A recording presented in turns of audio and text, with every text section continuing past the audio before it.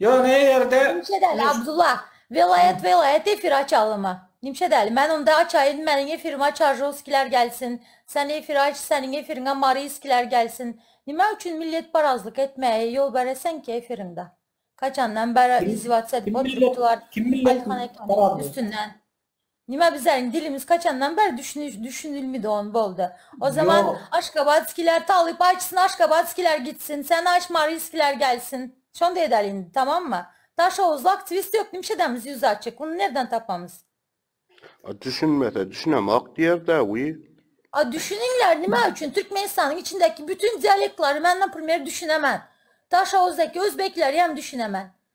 Düşündüyüm öğrenemem. Nimə üçün mən yurdumun insanı o. şuma yanı kurularını Bravo. sana düşünen Düşünürsen Abdullah. Düşünemek değil. Allah Allah. Öğren deyip oturun Daş onu. Daş Yok. Oğuzlu bir nem tapalı 5 velayet ayrı efir Yok. ederler. Kim kimin Evet. dilinden düşünse şu yere gitsin. Bu Sultan.